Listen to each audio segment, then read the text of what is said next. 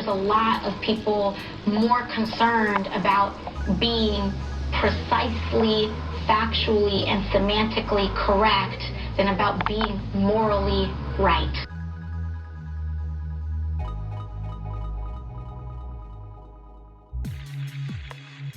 My third letter into the Inspector General of the Intelligence Committee asking to just confirm, are you investigating those leaks that Peter Strzok talked about in that? All right, Senator, I have no idea so again, why. No, that's a setup. It is entirely irrelevant to this point. Why a Fox News conspircy propaganda stuff is popping up on here, I have no idea. I have no idea why we're going here.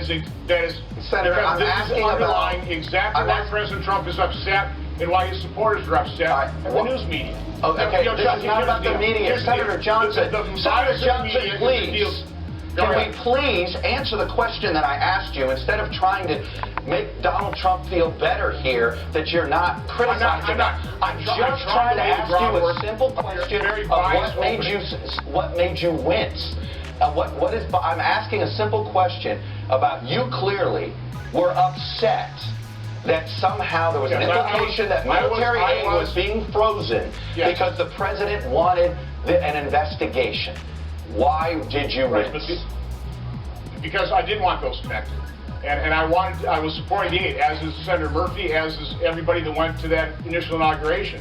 But here's the salient point of why I came forward. When I asked the president about that, he completely denied it. He adamantly denied it. He vehemently, angrily denied it. He said, I'd never do that. So that is the piece of the puzzle I'm here to report today, that unlike the narrative of the press that President Trump wants to dig up dirt on his 2020 opponent, what he wants is an accounting of what happened in 2016.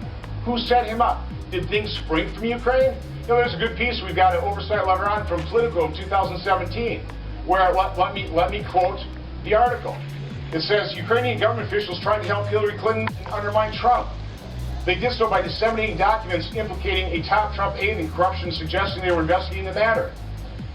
Ukrainian officials also reportedly helped Clinton allies research damaging information on Trump and his advisors. There is potential interference in the 2016 Let me ask you this. That's what Trump wants to get to the bottom of, but the press doesn't want to. People who wrote this article are being pilloried. I'm being called a conspiracy theorist. John Solomon's being called a conspiracy theorist because the press is horribly biased, and Trump and his supporters completely understand that. I understand that the way to avoid answering a question is to attack us in the press. I'm well aware of that, and that's how it works.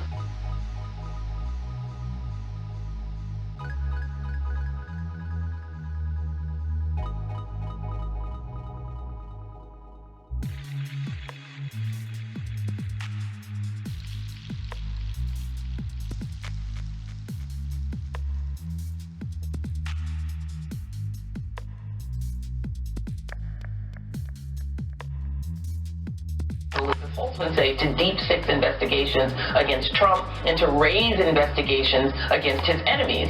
How does anything change if Donald Trump is no longer at the top of this web of corruption, but Pence is then at the top of it?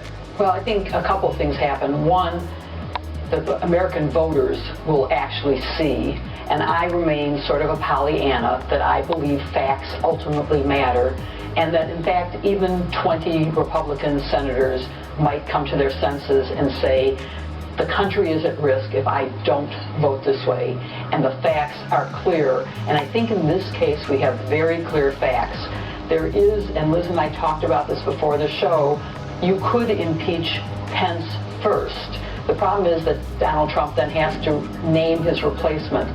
But I think that maybe a deal could be struck where he was told, if you don't make a replacement, then Nancy Pelosi does become president. And so you are going to be impeached and convicted. You need to make this replacement so that the proper party remains in power. I also just want to add, I'm hearing all these Watergate phrases of deep six and throwing under the bus. And there's also another one of circling the wagons, which is relevant here, where the White House circled the wagons and said, we're going to feed them somebody. We have to give up somebody in order to, if we give them the hors d'oeuvre, maybe they won't go for the main course. And that's what's happening here. And there was also a rush into the prosecution offices. It was who's going to get the best deal by being the first in. And you had John Dean and Jeb Magruder running to our offices saying, I'll cooperate, I'll cooperate. And I think that's going to start happening. And that once we get to that level of cooperation, the dominoes are going to fall, and it's going to happen fast. We choose truth over facts.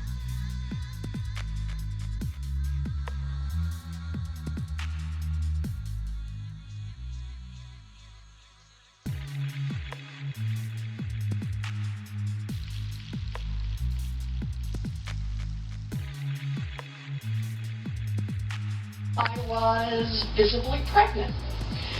And the principal did what principals did in those days. Wished me luck and hired someone else for the job. I was visibly pregnant. And the principal did what principals did in those days. Wished me luck and hired someone else for the job. I was visibly pregnant. Wished me luck and hired someone else for the job. I was visibly pregnant. Wished me luck and hired someone else for the job. I was visibly pregnant. He wished me luck and hired someone else for the job.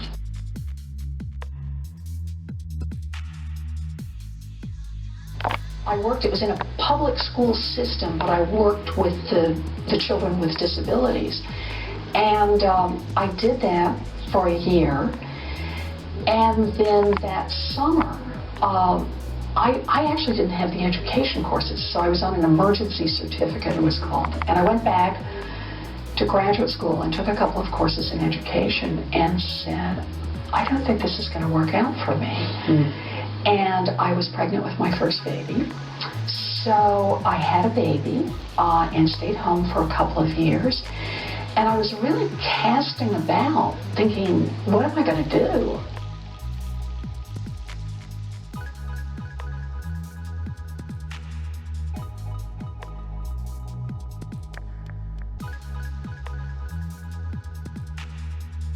Well, Washington is panicking over the president's latest effort to create a rational foreign policy, but the Ukraine impeachment effort trudges forward.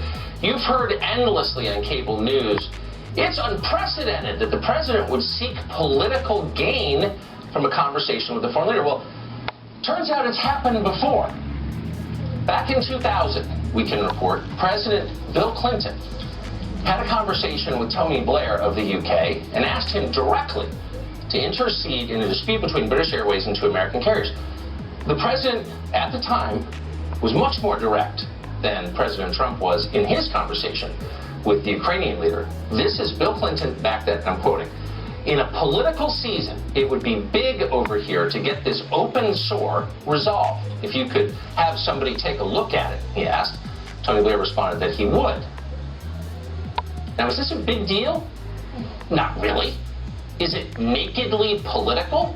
Is it an effort to use a foreign country to influence the outcome of an election in a presidential year? Well, yes, it is, obviously.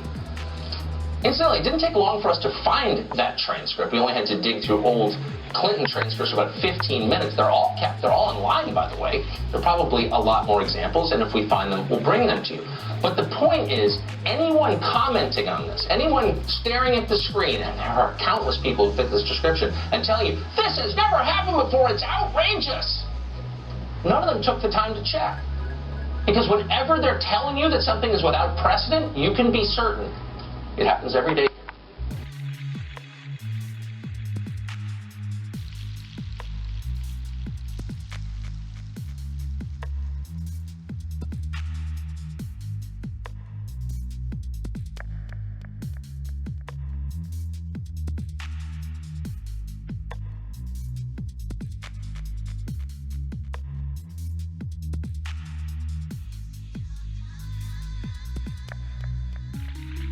Note that John Radcliffe just said that the IG report, he's expecting that we will get it within 2 weeks. That is the FISA abuse report. It is now in the hands of William Barr. We'll see if we get that report. That will answer a lot of questions.